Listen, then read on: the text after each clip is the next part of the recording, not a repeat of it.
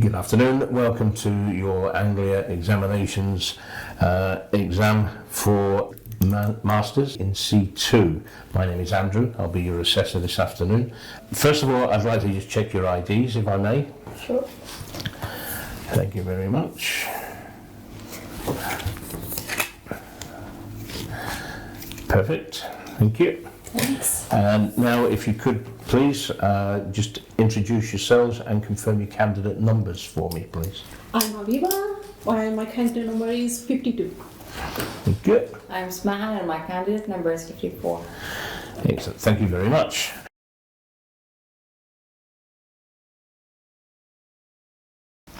The first task is just something for me to get to know a little bit about yourselves.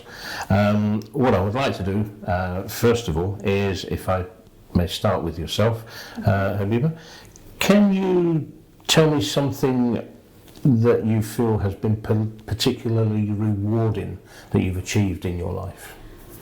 Okay, some years ago I participated in a competition. It was a drawing competition. I'm not very good at drawing, okay, but the teacher was really good and she helped me with the project and I won the prize. I got the second prize, and back in that times MP3, they were really famous, and that's the prize I got. And in the master's degree that I have done from the University of Almeria, I got very good marks, okay, and as far as I remember, that two achievements are really great off. Yeah. Okay. Any questions that you would like to ask? Because that's a very good achievement, I feel. How did you really get to know that? I'll rephrase it another way. I would say, how did you thought that you're not good enough into something until you get the award? Because sometimes there are small achievements that really make huge impact. Yeah, well, I always liked drawing and painting, but Spanish people, they are really great painters, okay? And I was always like, I'm not really good at painting or drawing. And then I participated in that contest and I won it, and I was surprised. It was a shock for me. But yeah, as you said, I agree. They are small achievements, stuff like that. And what about yourself? What would you say was a great achievement for you? Like I said, I would go with the small achievements. It's either if going through a phase where I beat like some mental illness, or I go over myself, I set a deadline for myself, either for a workout or for an exam, and I have to achieve that before the due date. And going through that and succeeding through it, it makes me feel proud about myself. For example, like the first month or the first week of my workout, it was so hard to complete 1 hour, like 1 minute, like it looked like 2 hours. But after 2 weeks, I could finally feel that my body is really adapting to the beat. So I was so proud of myself that I can do things and I won't give up. Yeah, that's very good, yeah. Anything you would like to ask? Well, I really appreciate that, and that really matters. We should always appreciate, and we should be grateful for the small achievements as well. Totally. Yeah, why not? That's good. Why do you feel English is so important for you to achieve this qualification? I would go. Because nowadays, for me, communication is the key. So to achieve something, at least you have a certificate. I know it doesn't mean a huge thing, but at least it's something that you really achieved and you worked hard for it. So there's always a prize for something. Like I work for, like the example I gave. I worked out and then my body felt good and I was used to it. So for me, I will look at the certificate and then I go, I did something. I know I'm into a level, and I can even challenge myself for something bigger than that. So there's always challenges for me. So the certificate will be like a level I made, and look through it, I'll go, okay, what's next? What will be next? Yeah, that's a good reply, yeah. Yeah, as she said, the same, it is an achievement, of course. It's the higher level of English, and then I also wanted to experience it myself so I can prepare my students, so I can like understand or their feelings, how they can feel when they are doing the exam. Yeah, they are taking a speaking exam or the written exam, and I love English, so I wanted to experience this. Oh, excellent. Where do you see yourselves being in, say, 5 years from now, once you've gained this qualification and moved forward? For me, I actually always do this. I write what I want to see myself in 5 years. The first thing I always write is to be happy and to help people through things I've gained, through the knowledge I gained in the previous years. So I would be grateful if this certificate will lead me or guide me to help other persons to be a better person and do something good for their life. Yeah, very good. Well, I have two plans. That one of them is I would like to, of course, help my students to improve their level, and my second goal is to have a better post in International Relations Office, because currently I'm working in the International Relations Office of the University of Almeria. So I would, with this certificate, I can of course get it's about merit, so it will help me to get a higher post. Also, I will feel more than, I will be very glad to get that. And of course, my students, I would like to help them. That's excellent. And that completes task 1.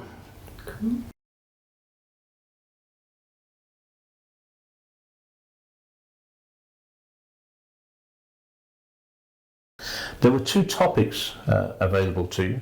One was free speech and censorship, and the other was pseudoscience.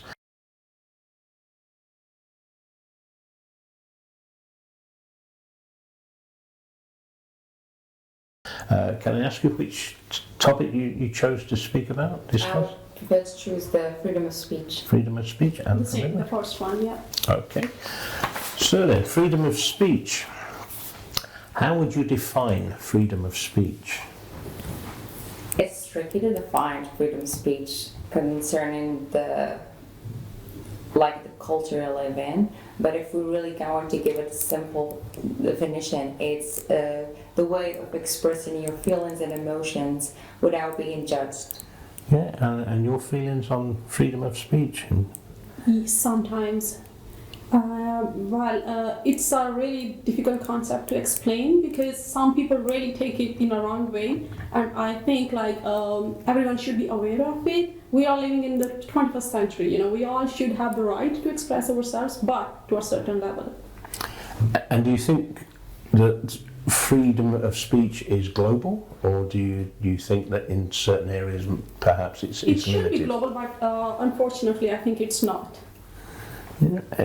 Why do you think that is? Okay, because in some cultures or in some countries, even if they claim that their citizens are free to express themselves, but it's not true.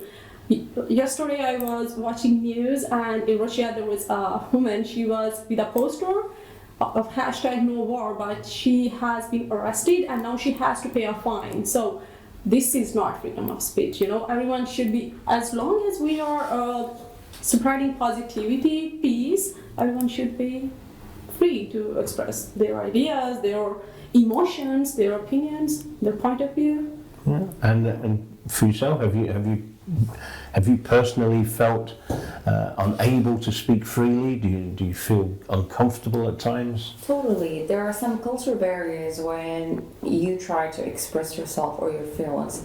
I'll give you an example I've experienced into my class. For me, if the professor asked us to give a comment about something, I would definitely make the comment direct and talk about straight to the topic, nothing personal. But Spanish people, or the culture that we live in, sometimes they change. Some people, they don't really accept the comment. So there's always barriers, there's always a misunderstanding and what's behind the freedom of speech. So that's why I think there's a thin line between freedom of speech and also, how do we say it, personal matters. They can really get into each other if we don't know how to divide them. Do you feel that social media should be held more accountable for what it allows to be posted online, or should more control be taken of that? What are your feelings on social media? I think it's a good way to express how we're telling the stories of the word, and also exposing our feelings. And also, if we go through social media is not only exposing the freedom of speech, but also exposing catastrophes that are happening in the world. And sometimes we really need to know about these things. We need to know about what's happening in the world. But sometimes also there are some people who just want we call them the buzz people, who wants to just get famous and try to express more stupid content because they just want attention. So for here, I would agree to have more rules about how people should talk, how should express things, because there are some young people and there are influencers, so they can influence people in a bad way. But when it comes to news and everything related to the world, to the global warming, to the war and everything, I believe that's a good thing to expose everything, because nothing is really hidden. Yeah, and do you feel the same way about that, or do you have any? Yeah, I think there must be a control, and some apps, like some social media tools like TikTok or Instagram, they have the setting up, or they have they give their users to report any abusive or comments that they don't feel comfortable about. So I think there should be control about it, because as far as as long as we don't hurt the feeling of other people, we should be, of course, we should feel free to express ourselves, but not hurt others. It's difficult. It's a very fine line, isn't it? Very, very fine line. Totally. Okay, right. That completes task 2. Thank you very much.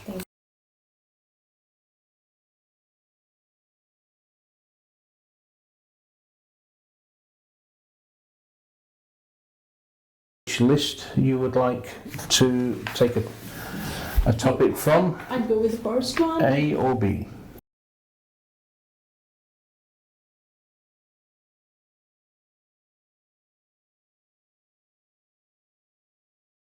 It's okay? Yeah, sure. Okay, so we're going to go with page A. Should prisoners be forced to do jobs for little or no money while serving a sentence? Well, okay. It depends. It really depends. They should be able to work, of course, so they can be entertained. They are not just getting bored, in the jail.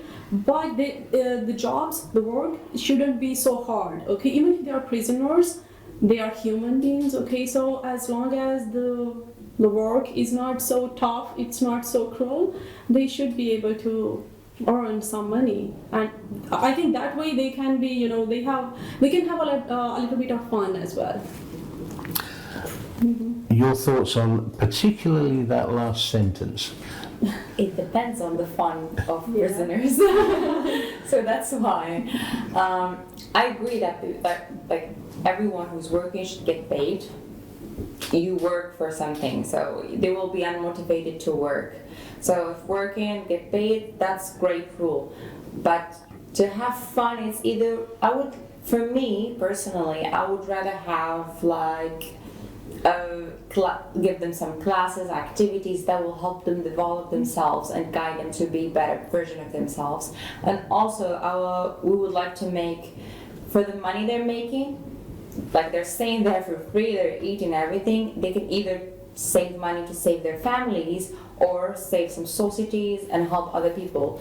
That's why they will avoid that money goes, for example, to buying drugs or stuff, or doing it in bad ways, wasted in bad ways.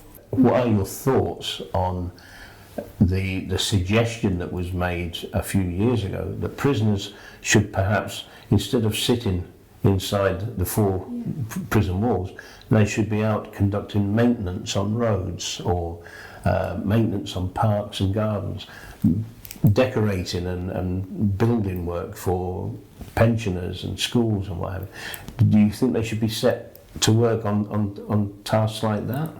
They should be punished, okay, for something that they have done wrong. And if we give them a lot of freedom, okay, then where is the punishment? You know, as she said before, they should have the right to have like some kind of activities, like, or there are some prisons here in Spain that they have English classes, or they can participate in different activities, but as far as it's inside, you know, not outdoor activities. Okay.